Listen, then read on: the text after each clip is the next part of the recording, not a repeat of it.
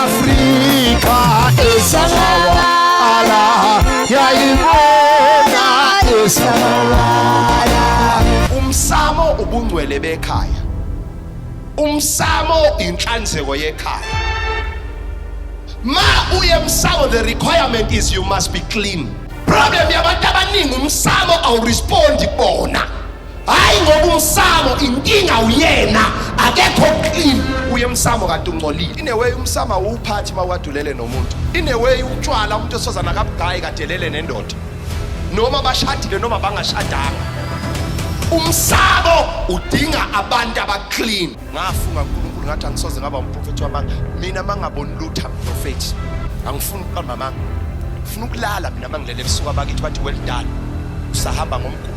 Ngoba umuntu maye umprofeti edlala ngabantu amadlozi abantu ayahamba yomangala emadlozini abo.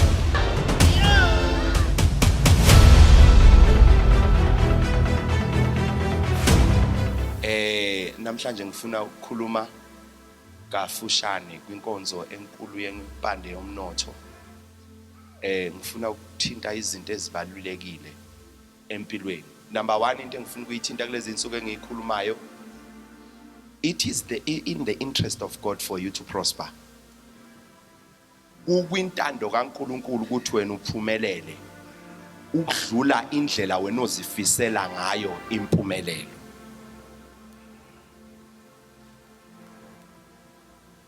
Ukwintando, it is in the will of God. He take pleasure in the prosperity of his people. Ayikho into afuna ukuyibona njengokubona abantu bakhe baphumelela. Kujabulisa yena ukudlula indlela ejabulisa wena. Ukuphumelela kwakho mawujabula wena, umuntu ojabula kakhulu kunawe ngumdali wakho.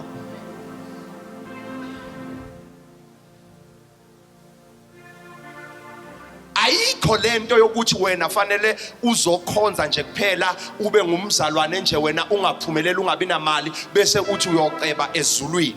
Ayikho lonto. Sarojwa amabhuni wona senza sajaha la singaboni khona sashiya la sibona khona. Kodwa ngokamdali yonke into ekhona uyidalela ukuthi wena emhlabeni mayikujabulise ikuphumelelise ikwenza ube right. Uyakuphokozela ukubona abantu bakhe bephumelela. He takes pleasure. Intokozo kaThixo kamdali kamveli ngqanga isekuthini wena uyaphumelela. Ayikho lento yokuthi mangabe wena ukhonza fanele uhlupheke. Ayikho lonto. Uwena ozenza ukuthi uhlupheke ngokwamukela ukuthi umdali ukudalela ukuthi wena ube islave sabanye abantu. Futhi asiyeke lamanga athi mawuhlupheka kuyizithunywa zokukusondeza eduze kwenkosi. Ayikho lonto. Akekho ubaba othi makabiza umntwana wakhe amfumbe ngempama amfake inqindi bethi umntwana ungishayelani athi ngiyakubiza. Akekho uThixo obhadlile ozokuzwisa ubuhlungu akuzwisela ukuthi ufuna wena usondele eduze kwakhe. Ayikho lonto.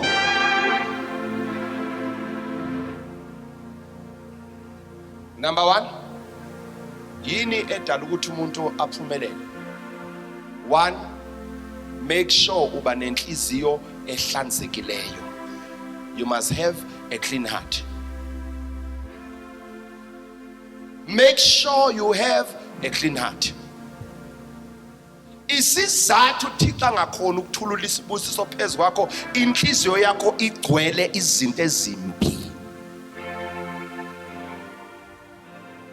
Isizathu amathonga wakini engakhona ukuphumelelisa inhliziyo yakho igcwele izinto ezimbi. You don't have a clean heart. You must have the character of God. What is the character of God? Is the clean heart. Iba nenhliziyo ehlanzekileyo. Abantu bazokona funda ukubathethelela. Cela ungamelisise kahle. Ifamily izokona funda ukubathethelela. Angishongo ukuthi you must reconcile with them. Ngithe you must forgive them. For your own sake. ubaxolela ababonile just because ufuna inhliziyo yakhe ibe empty. Awubuyisani nabo, uyabaxolela. Akusho ukuthi mawuxolela umuntu uphinde ube umngani naye. Akusho ukuthi mawuxolela umuntu uphinde usondele eduze kwakhe uzokuphinda. Protect your heart. Uyaxolela kodwa ngifune eduze kwami for my sake. You must have a clean heart. That's a requirement. Iba nenhliziyo ehlanzekileyo. Yeka ukuba nezifiso ezimbi, ngoba inhliziyo yakho yila izinto ziqala khona. Wonke amagama owakhipha ngaphandle asitshela into esenhlizweni yakho. Ayikho into ozoba nayo enhlizweni yakho ungenayo. Yonke into ozoba nayo qala enhlizweni yakho uyifake. Faka kanjani clean inhliziyo yakho bese uyazitshela kuyintando kaThixo ukuthi mina ngiphumelele. uThixo akathokoza ukungibona ngikulesimo engikusona. Noma ungadla impande ibe strong empilweni yakho, kodwa uma inhliziyo yakho igcwele izinto ezimbi uzoba nezithelo ezimbi. Shintsha inhliziyo yakho, cleaner inhliziyo yakho qala. Kunezinto ekufanele uyidedele namhlanje ngoba zi-occupy ispace salento ozoyifuna la. Mawungazikhiphanga lezi zinto uzofa before time. Bulawa inhliziyo enezinto egcwele. Funda ukuthulula izinto. Yabona lamanzi, ukuze ngikwazi ukuthola ispace efanele ngenze njani? Ngichithe wonke lamanzi. Mangithela phezulu kwalamanzi yonke into engiyithelayo yenza njani? Iyachitheka. Baningi abantu abalahlekelwa izinto zabo ngoba inhliziyo yabo igcwele. Igcwele izinto ezimbi. Ezinye bamenza zona esakhula, aqali ngawe ukuhlukunyezwa. Sonke sadlula khona, sadlula. Khipha lento esenhlizweni yakho.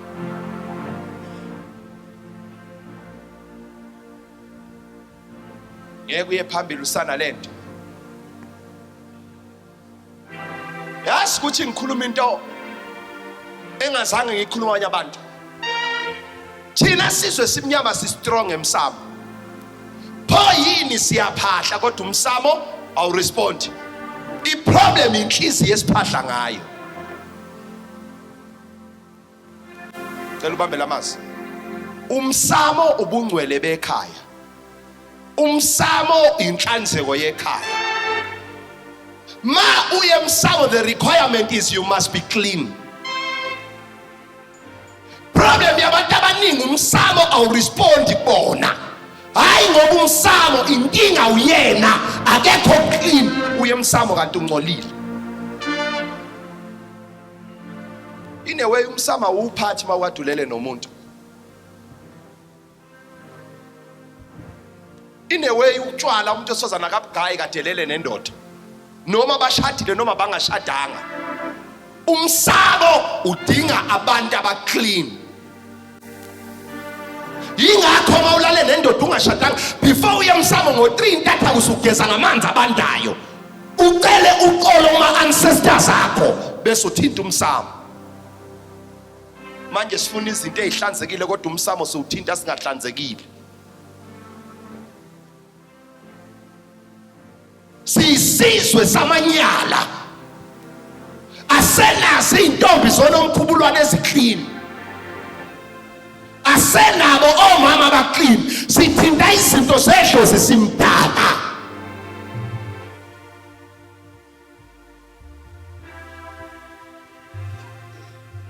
Zizoba clean kanjani izinto ezingena la ekhaya? Uma umsamo wala ekhaya obungcwele bala ekhaya ningawuhloniphi. Nigila imikhuba khona la eniphahla khona. Nenza zonke izinto ezirong khona la eniphahla. Khona izangoma engavalwanga kwahamba idlozi ngenxa yokungcola kwaso. Ubekenza ubumdaka alala ngisho nama client khona la esigodlweni embumbeni yakhe. Kwahamba idlozi.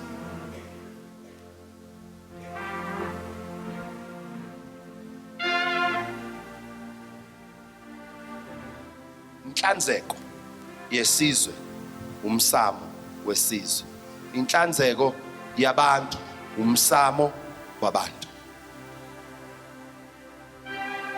Ingakho mawuphatha umuthi wasemsamo, you must be clean.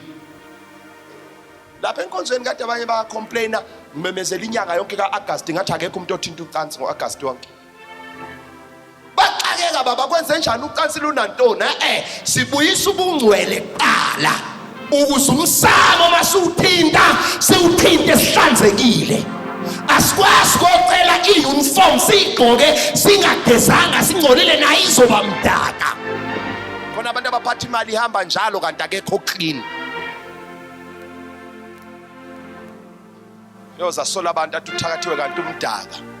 Njengoba eshintsha amantombazana kwi-spirituality sakhe uyangcola.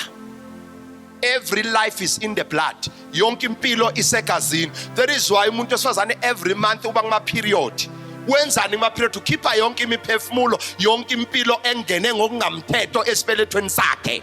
Ingakho umuntu wesilisa wayengamthinta umuntu wesifazane kuma period ngoba ngesikhathi eklina khona eminye imoya ebambelele egazini, because blood is life.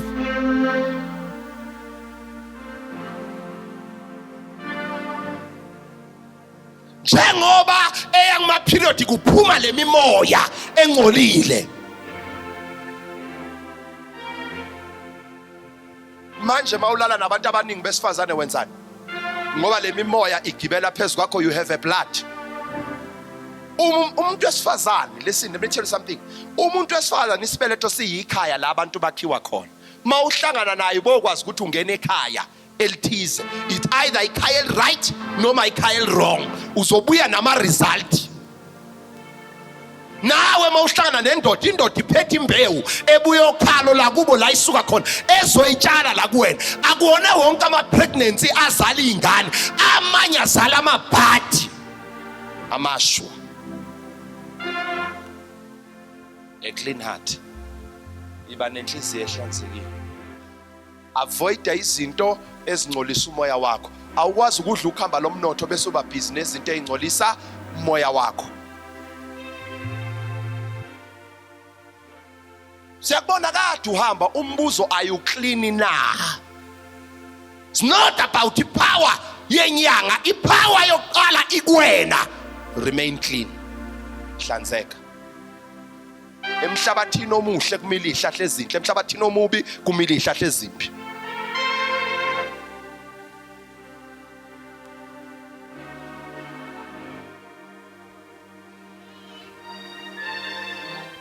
Ngaso sonke isikhathi iba clean. Thina imi hlange iba nenhliziyo ehlanzekile, sikwenza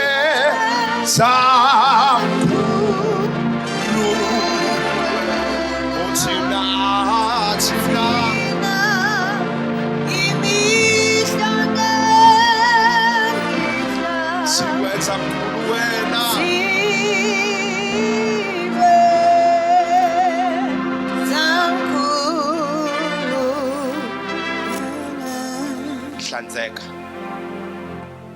Protect umzimba wakho, protect umoya wakho. Umsamo owabantu abahlanzekile akuwona wamanuku. Yingakho ekhaya kini makufa umuntu wafa ngesibhamu, wafa engcolile egcwele igazi, akangena ekhaya, akagezwe ngaphandle before ezoba ingxenye yomsamo. Ngoba umsamo awukwazi ukusebenza la kungcole khona.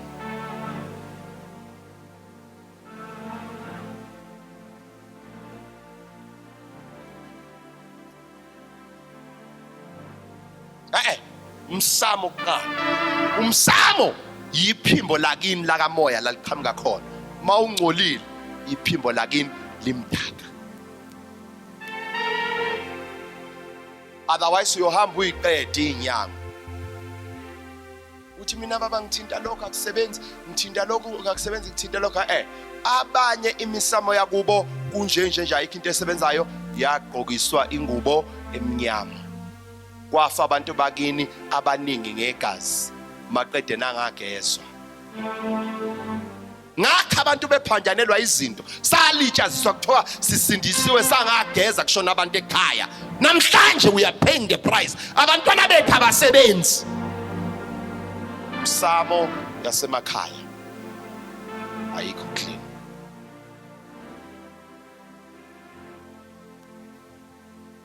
Angazi namhlanje nginaleyo nto kakhulu kimi ukuthi hlanza umsamo wakho. Umsamo awuqali kule portion ophatha kuyona, uqala kuwena. Abantu bakini bala egazini lakho. Zonke izinqumo ozithathayo azi ukuthi uzithathela nomuzi wakini. Hawu niyangizwa kodwa? Zonke izinqumo ozithatha empilweni azi ukuthi ungumsamo, uyi-representative yamathonga kini. Awuthathi izinqumo zakho wena. Acishe zonke izinqumo zenzayo azi ukuthi ngumsamo.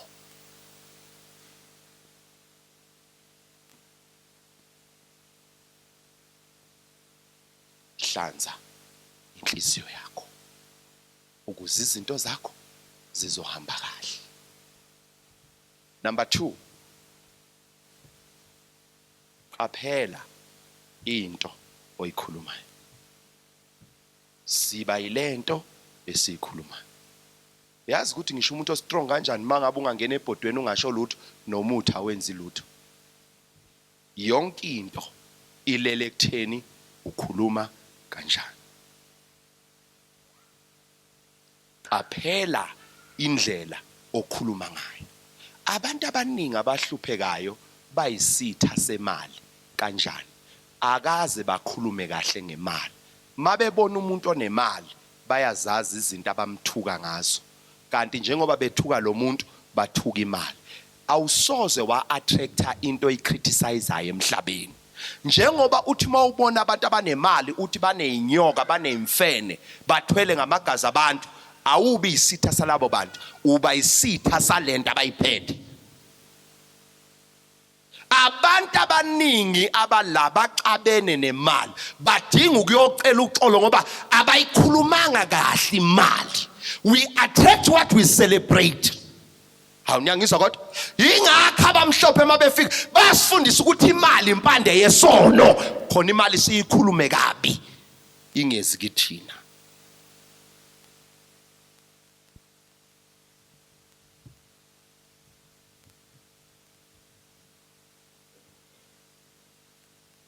You must be careful of your confession. Amagama owakhipha ngomlomo. Mawufuna ukuceba msukriticize abantu abacebile. Sokhuluma kabi ngabantu abanalento idingayo. Akekho umuntu oya la bamkhuluma kabi khona.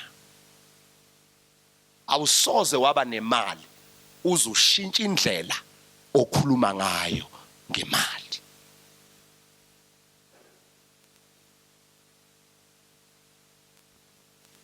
Ngicela ukuphinda number 2. We attract what we celebrate. We don't attract what we criticize. Mawufuna kungixosha empilweni yakho ngikhulume kabi. Hawu niyangizwa kodwa? Nemali awukwazi ukukhuluma kabi ngemali kanti imali uyayidinga. Yekela ukubona abantu abarich bese bakhuluma kabi. Kuthanda ukuba nemali, uncome ukuba nemali. Ngeke wazi abantu ukuthi basizakala lapha njengomuntu ohluphekayo. Ukutshela bonke ukuthi lo unenyoka akakaza ayibona, lo unemfene akakaza ayibona, lo wathwala kaSibanibani wathwala ngobani akakaza babone bathwala. Inkinga unombona ujealousy. Ijealousy yakhe imenza criticize into ayidingayo. You will remain poor for the rest of your life. Ngaba criticize abantu abasezingeni ofuna ukuya kulona.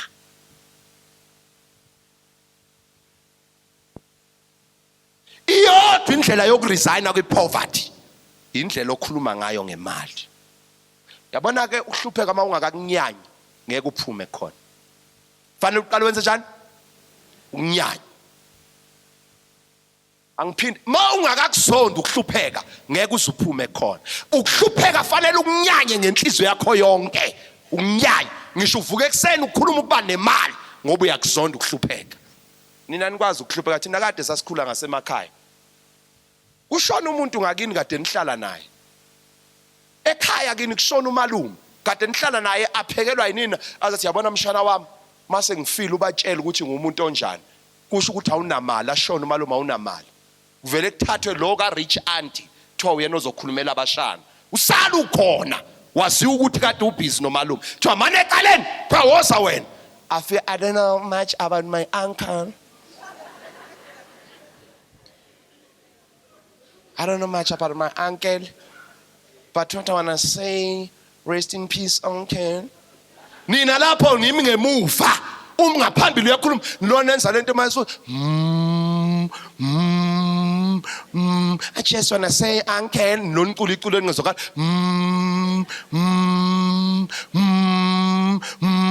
oh uncle rest in peace awunamali.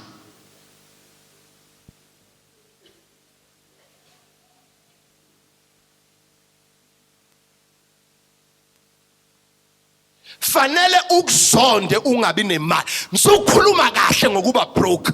Yeke lo dodo ohlala usho njalo Nkosi noma ngafa as long ngibone wena nonsense. Embrace poverty. Kwadlalwa ngathi isikhathi esethu ivangeli ukutshekelwa izicathulo. Azange ngibone lanto abahlupha kakhulu ukuthi hawu noma ngahlupha kodwa unejuba unoNkulunkulu. Uhlala kanjani uNkulunkulu lapha ya? Onezicathulo sezizama zathiwa uma kanye ethi libongwe ngabani. Just nonsense. Ukuhlupheka kuyimisebenzi yobumnyama. Asingathatha ukukhanya sikumatanise nemisebenzi yobumnyama. Awuniyangizwa? Asingathatha ubumnyama sibuncome ngokukhanya. Umuntu ohluphekayo akanaNkulunkulu namadlingozi. Nikhaliswa ukuthi niyamdabukela, hayi ngobe nedosha nento yasizulwini.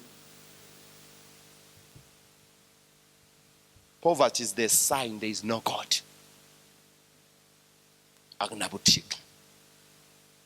Thandana uThixo ngawo ukuthi uphumelele, ucebe, ube nemali.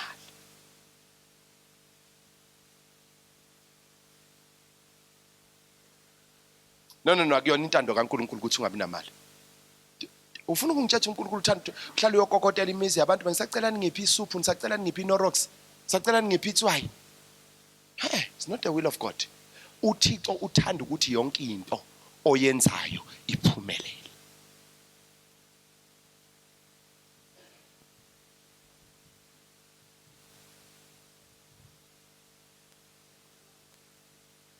Akakufuni uThixo ukukubona wena uswele. Ubaba onjani onakho konke kodwa ufuna ukubona abantwana bakhe besafarish. What kind of God is that? Ugona ipoverty uyazi ngani?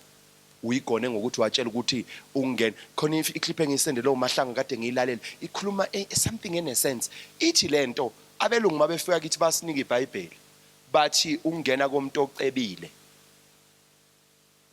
ezulwini kuyofana noekameli lingena ngembobo yenalithi. Uthi but leli iBhayibheli abasidayisela lona bona bayayithatha impande yesono sithenga ngempande yesono bayithathe thina basinikeza iBhayibheli bathi umcebo ofana nokungena ngekamela. But lento abathi iyokwenza umuntu angakwazi ukungena ezulwini kufane nekamela bona bayayithatha.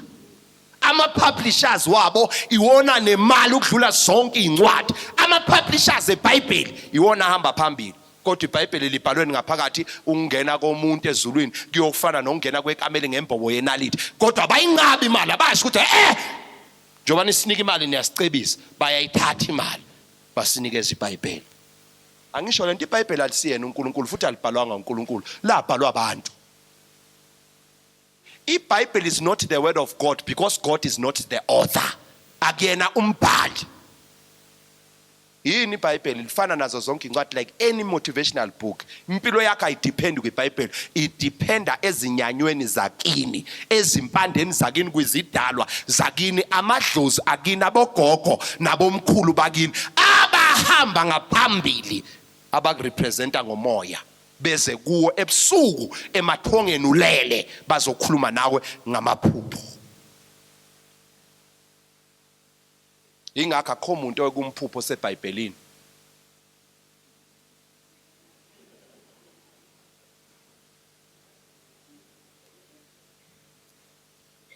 Akekho umuntu oyokuvuka uthi hawu namhlanje inkosi ngivuke nayo uAbraham. Hawu isimhlophe itheqwane ehwanqalayo. Khohlwa, asoze.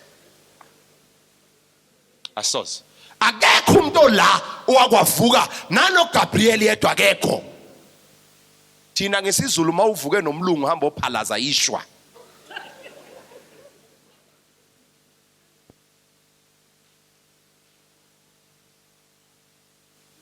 Akekho.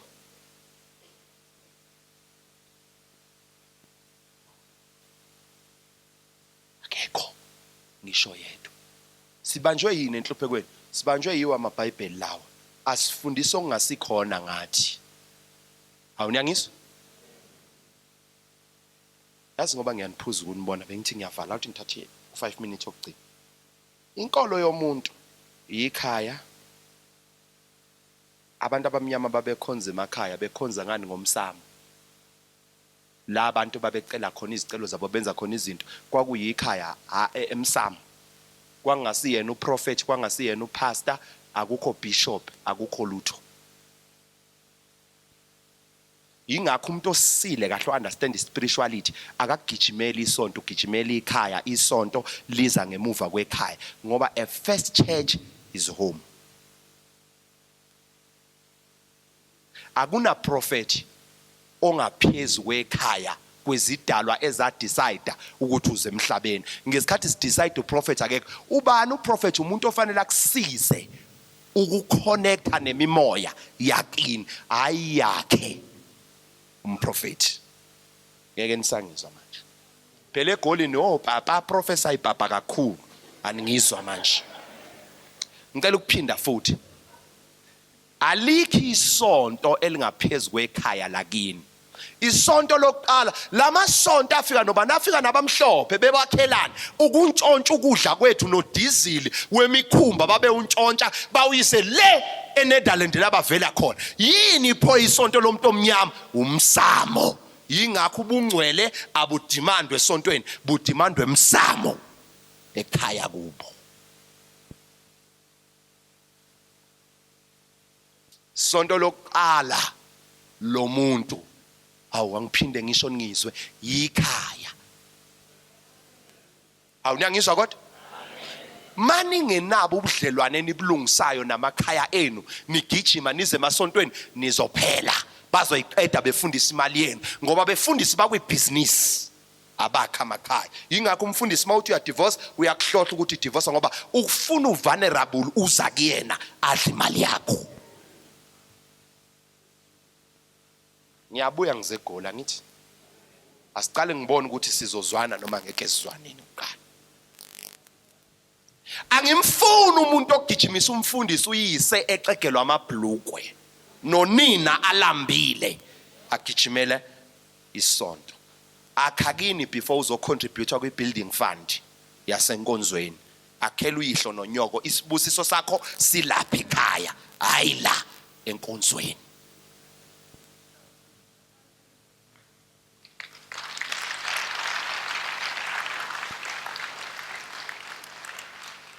Ungizwe? No. Esakho sila ozalwa khona. Ithi ngikuprovele lento umuntu uzalwa kuphi ekhaya ngithi. Mawuphuma esibhedlela uyapi? Uyekhaya. Awuye esontweni. Mawufa uyapi? Awufe njengamanje la ngizobuza ukuthi kuphi kubo bapha bahamba naye. Na kwi funeral ngizobe ngekho ngibhisi. Sonto lomuntu yikhaya nomsamo wakhe.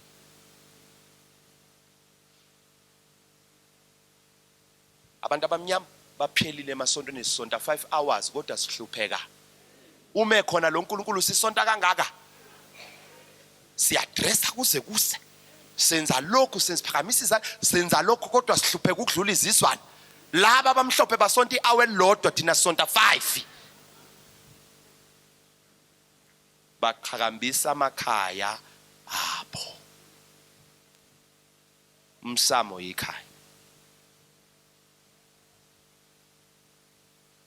Number 2, isizwe simnyama isizwe esidume ngokuthi izinto mayingasenzeki sikhuphuka intaba siyonikela entabeni. Isizwe esimnyama. Yilapho izicelo zabantu zasidluliselwa khona eintabeni. La bantu befika nembuzi phila beyenza umhlatshelo, kuthiwa kuhlatshelwa unomkhubulwane ithonga lemvula, akalethi imvula. Number 3, sihlanjululwe emfuleni ezimpophomeni. Mangabe sekubonakala ukuthi usuhlula usahlambululeke, hamba ezimpophomeni niyohlanjululwa khona. Number 4, sidli ihlahla ukuze siphile. Asibone glory to Jesus.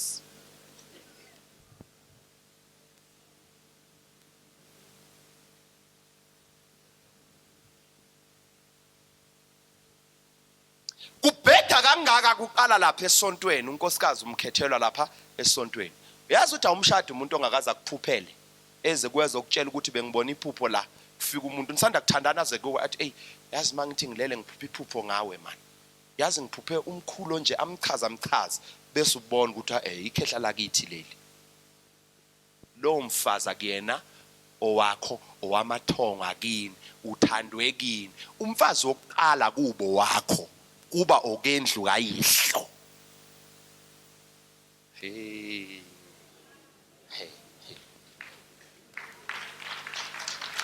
Lalela ngikutshele, umfazi ongamphupha ngomlethe ngefika idlozi lisazomkhipha uzodivorce ngoba isifebe leso esehla senyuka emzini kayihlo uyahamba. Umfazi ulethwa emathongeni naye abona abantu bakini ngoba umfazi ungumthunzi wokuphumula ekhaya. Makufika umfazi fanele masifika kuyena, ingakho indoda eganwe kahle iyaleva ayifihli nixoxa nayo indaba nizo seyiphuma ngakumama. Ayikwazi ukuphula ithi mayisihlele emthunzini ikhiphe konke. Ithi angifuni ukusindwa ngiyaphumula mina. Indoda ke leyo iganiwe. Ganiwe. Le nithi siyobuka ibhola ithi hayi ngeke angihambi namhlanje. Nithi hey ava umsaba lo mfazi wakhe ayimsabi. Mfazi. Ngicela ukubuza mawushada indoda ngoba nihlangene ngefika nokuthi nemali mhlazi bed izinto zoyicebaphi ngoba umsamo wakuba waziwa. Ngeke uyicontrol indoda idlozi lakhona elingakubizanga. Kanti indoda ithi phumi iyofuna umsebenzi usale emsamo uthi uphumile umntwana wenu. Hambana angithi umuntu wesifazane uphatha ukudla. Idlozi liyakuthanda ukudla. Umuntu wesifazane nedlozi abahlukani bahlale bekanje. Ithi phumi indoda usale uyakhuluma emsamo. Sengathi ngamhambela kahle la aya khona. Inommelo mmele leyo ndoda ekhaya. Umfazi uhlangana naye emathongeni.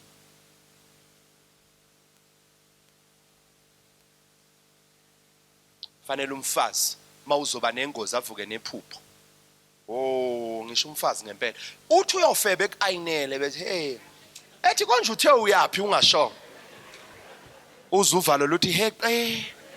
Aqhubeke ayina uthi baba konje uthe namba noma kusho ukuthi mina ongakuzwanga kahle. Idlozi liyakukhuza lithi khona ukufa la uyakhona suhamba.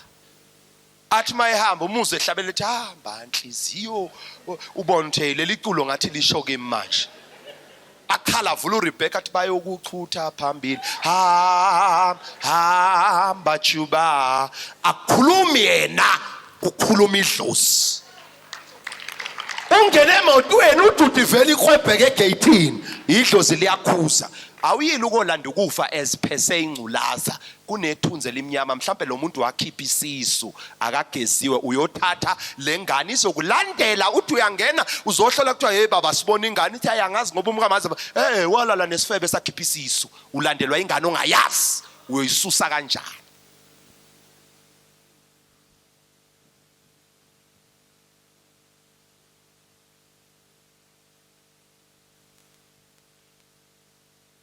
Umfazi okhethwe idlozi.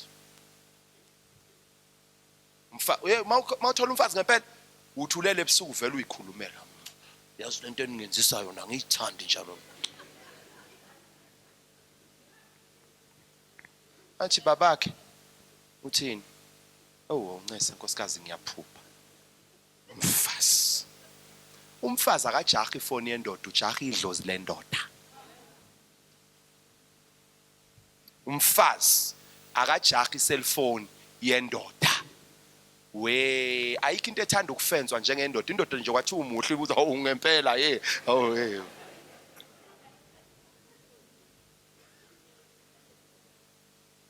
lapha ifoni izokukhalisa kodwa idlozi lizokuvikela. Mawujaha ifoni ujaha inyembezi, mawujaha idlozi ujaha iprotection.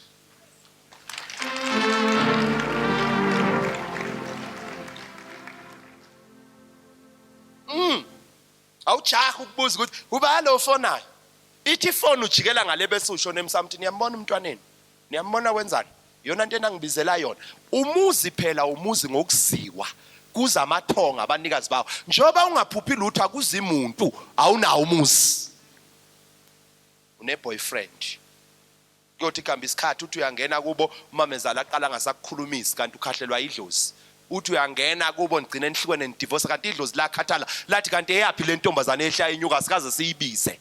Athi ngikhombisa idlozi li strong kanjani. You know ukuthi abantu abazala izingane before time, majority of them abashadi noba babe izingane. Uyazi why? Ngesikhathi eyongena wangena ngomnyama ekhokhoba. Umuntu ongena ngomnyama emzini wendoda ngokwedlozi umthakathi. So ilevel yakho nomthakathi iyafana. Nangena ngesikhathi esifanayo ngokungemvume nobabili. Sokuvuma uhamba unyonyobiswa ngomnyama uyongena khona amadlozi abhize egcekeni azopha abantu bakhona izinto afica nawe uyahonga la awazi ukuthi ubani. Bungcwele besizwe. Msamo bungcwele besizwe.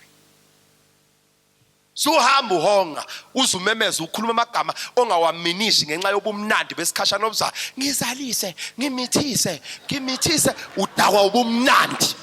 Umitha kanjani ungaziwa kini ukuthi ukuphi? Umitha kanjani?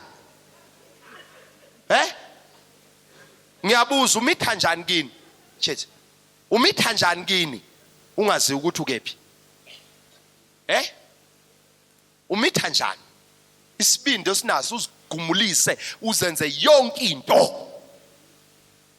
Mfazi ongalotsholwe. Ubungcwele besizwe.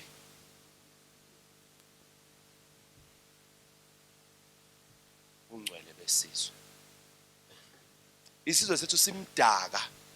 Uma singaqali ngokuklina umsamo zonke izinto esizoyicela azikho esizozithola. Bese sigcina sithi hayi Magejageja badla imali yethu kanti simdaka.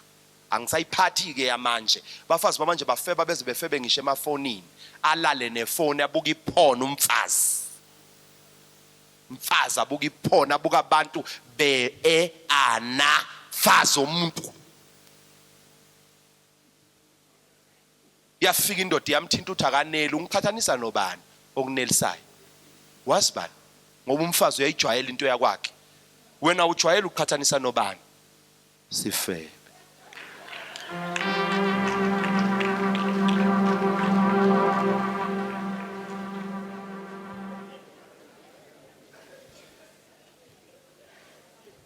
Nimdaka nincoliswa na imoya yabezizwe. Le phone ibukwa kakhulu eAfrika ukudlula wonke amazwe. Why in Africa nishadiswa nemimoya eningayazi? Ingakho nenkinga yezibeletho. Amafoni wena angcolile. Iselfone emini indoda ebusuku. Nezandle nisichawulisa zona lemino nina. Hayi.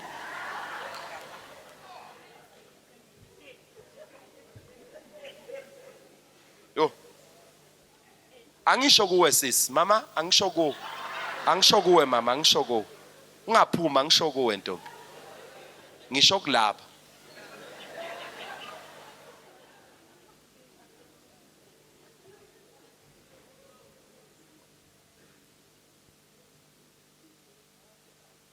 Ngikhuluma imimoya ebamba abantu abamnyama eyenza umsamo ungarespondi.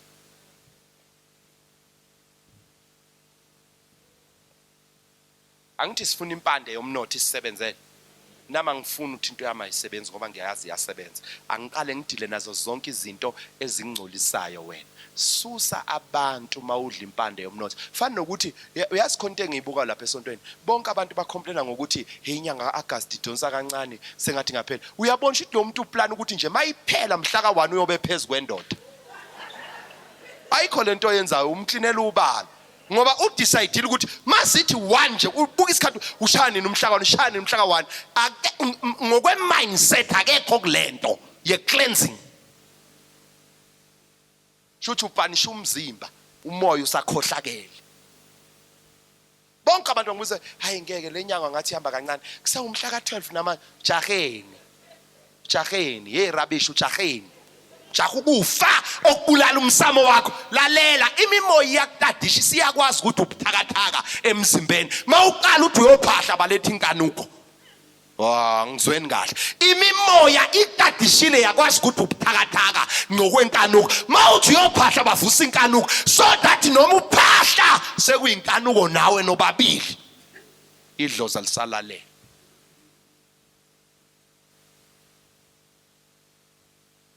lalela idlozi lalela uyazi mina idlozi leli ngilalela ngakhona ngayaqonywa inhle kanjani intombi yazi yayona kuphi yangithinta ekhanda ngathi hayi mntana mangithinto lapha siyeke yonke lento ngavuka emashidini ngathi ngihamba mina manje how baby sorry ngathi kwabhebe ungaphindi ungibize ngaleyo nto ngubaba womzi mina nginezingane ngizele yini lo ngibiza ngayo ngavuka ngahamba why I am protecting lento ekimi kona abantu besifazana ofanele ufika kubona lithi idlozi no uthi ubika izatala ujika usalala ngoba walala uyobulala nomkakhe ekhaya yeka sukucabanga ngeprivate part cabanga ngengqondo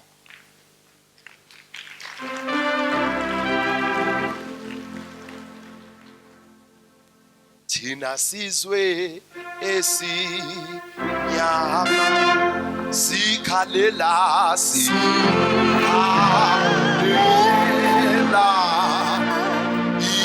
izwe elathathwa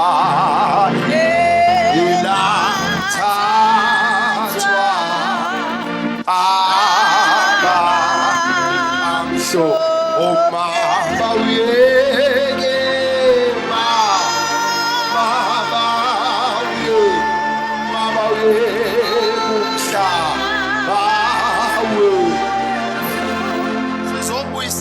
ngeke sisibuyise isizwe simdaka masihlangana niyazi ngisho amasosha empini aye Kempton sisempini yokubuyisa umcebo wobabamkhulu sikhempile kunezinto esingazenzi we are taking a decision kunezinto esingayihlanganisi naso nabadlali bebhola mabeye enkundleni baye Kempton nabantu mabeye emsamo baye Kempton kunezinto esiyifunayo sizobuyisa izinto ezalahleka baba bethu babecebile benakho konke namhlanje siyoguqa emsamo kubalekile ukuthi siye emsamo sigqoke kanjani siwobani asikwazi ukuye emsamo nehlazo sifuna isibusiso sibe clean ukuze sikwazi ukudila nobungcwele besizwe sibe clean ukuze sikwazi ukudila nobungcwele besizwe asibe clean asibe nenhlanzeko asihlanzeke ake siyithande singabantu abamnyama ubungcwele bethu ngathi idlozi lekhona abantu abangaphuphi idlozi alisafiki ugcwele amadlozi akayo yonke indawo unama boyfriend awu7 namhlanje namhlanje uno Monday u Tuesday u Wednesday ubani azayoqeda idlozi licoxa nini nawe ufike la uzofuna insebenzo baba izinto sami ngathi ayihambi kahle no you are too dirty ungcolile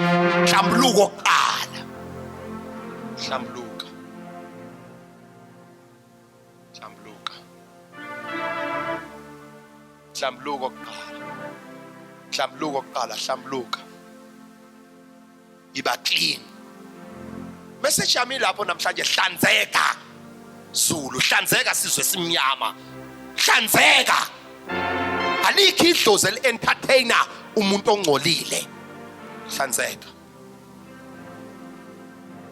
bese udla ukuphila ukwazi ukuba nokuphila usakulezi zinto okuzona kwalidlozi selinqonqoza lithi eyiphuma kulomuntu awufuna ukuphuma ngoba khona abantu abanye akona amadoda abangani bakho kodwa bayawungcolisa umoya wakho ngezinto abazenzayo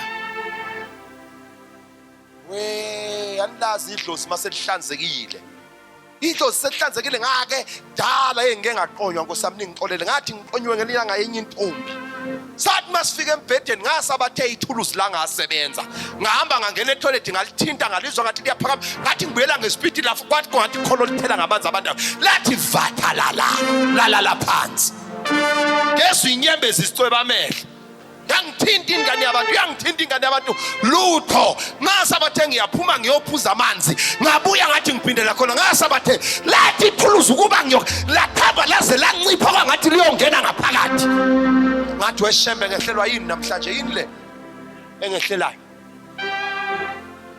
ngimtholelwe umfana abasindisiwe kuhlala kamfundisi osindisiwe ngimtholelwe ngumfana wakhona engizwana naye abuye umfana ethi hey wenze njani manje amadlozi wabiza ngamadimoni ethi madimoni wenze njani manje ngithi mina ngani athi lo muntu lo uthi ngesikhathi uthi ushaye wena into yakho ayisebenzi kanti ubumisa ngavele ngasho nami ngokudinwa ngathi hayi ukutshelile ukuthi wakhiphizisa ngilalo muntu wakhiphizisa abuyeleke na umtshela ethi hey lo muntu uthi wena wenza ukuthi nokuthi iveli ikhala intombazana athi ukhalelana athi njengoba ngihlala kamfundisi umfundisi uyangi-abuse ngokocansi sengimithe 2 times uyangizwa sengimithe 2 times ethi angikhiphiziso lento eshiwo lo baba uqinisile hambe uyongibuza ethi ngenze njani ngafikelwa ubungcwele behlozi lathasike sengathi ithonga lakho lingakuvikela nawe mawuzothatha izinqumo ezibhedayo abakini bavume bameke iyawo bathi no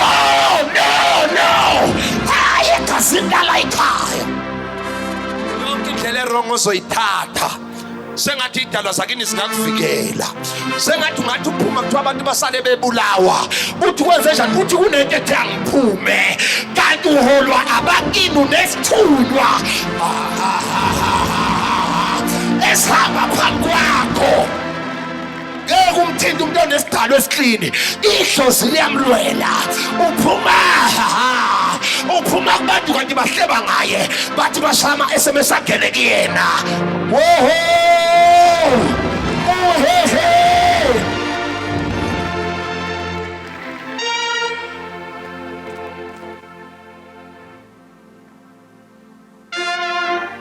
sizofuna kuphakame sona isithunywa wazala unesithunywa savalwa namhlanje sizovula leso sithunywa sizothi akube isithunywa esiklini sizomemeza amanono sizomemeza amanono namhlanje laba abahlola impumelelo la ingakhona awuzufuna umsebenzi uzolanda uhlele ekhaya awuzuhamba ucikana namathuba kodwa ngibona isidala sakho singalali uzothi uyayihambela kanti uyangakhona uzothi uyayidlulela kanti uyangakhona. Somebody say yes.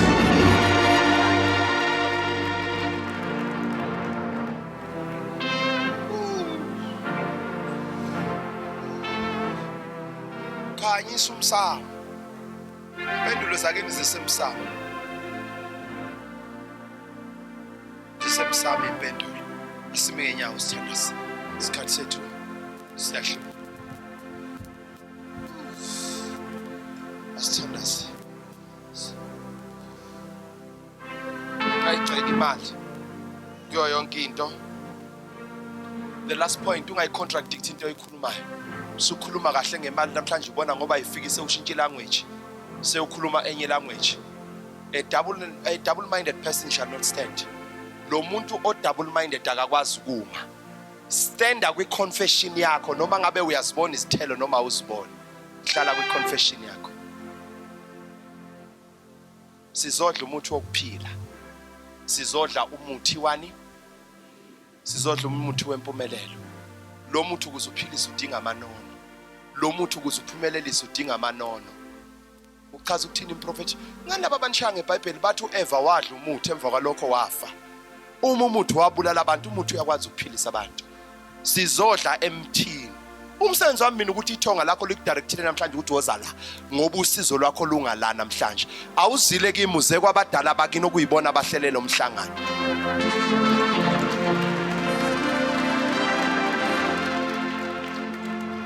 Kholwa ukuthi ufike osizweni lakho. Kholwa ukuthi ufike osizweni lakho. Kholwa. Namhlanje ngifuna ukuhlala nawe one on one ngikulalela sise kahle. isimo sakho. Ngafunga uNkulunkulu ngathi angisoze ngaba umprofeti wamanga. Mina mangaboni lutho angiprofeti. Angifuni kuba nengcindezi ngcine ngithenga abantu. Ngoba nginengcindezi yokuthi nibelesele prophesy. Prophetha nawe mawufuna uprofeta. Ngeke phansi mina. Makungekho akukho.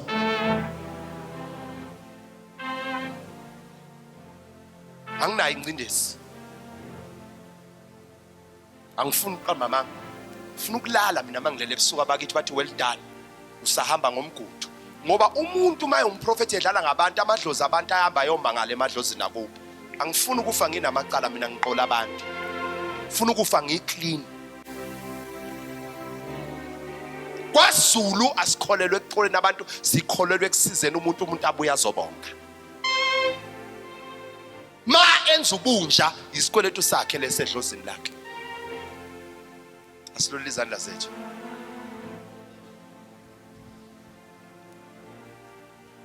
Oh Nkosi. Vele inqange emagubini amanye omhlaba siyakhuleka. Njengamanje ngifuna ukuphakama izithunywa zabantu. Nginqonqoze emifuleni amathonga amanzi. Mawaphakame njengamanje. Amathonga emifula mawaphakame. Ngingene empophomeni ngiyolanda abantu kwakufanele badle impande yamanzi. Namhlanje bayifumane ngomoya. Oh Nkosi.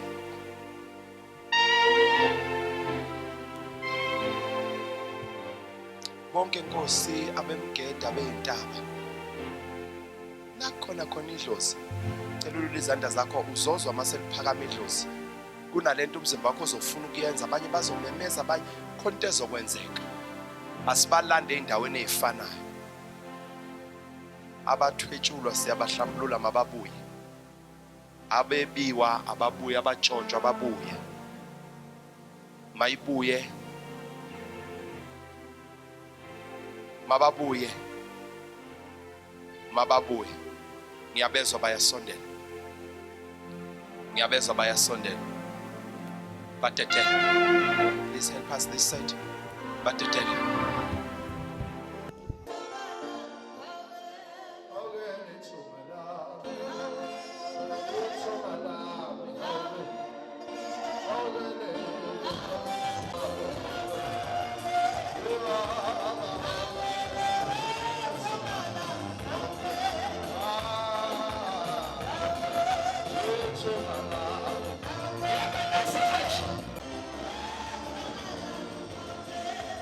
Ngiyanibulisa mphakathi omuhle wase South Africa. Lona okhuluma lana ubaba umkhwanazi wase Springs abaningi bayangazi. Namhlanje ngilana eKempton Park Civic Center. Bengizobonana nomprofeti uMagejageja. Umuntu kaNkulunkulu uMagejageja wenza izinto zenzeke. Okungenzeka ebantwini kuMagejageja kuyenzeka. Impilo yethu yaqhubeka yaphambili ngacala ukumazi 29 zika April khona la. Hayi konke kungihambela kahle, ngicelebrate nje la ngihamba khona ngama product wakhe. Namhlanje ngithole impande yomnotho. Hawu ngicebile nje ukubamba kwami kwesandla nje imali yangena left and right. Ngiyabonga mphakathi nawe zihlanganise nomprofeti uMagejageja. Amen. Ngiyanibingelela emakhaya.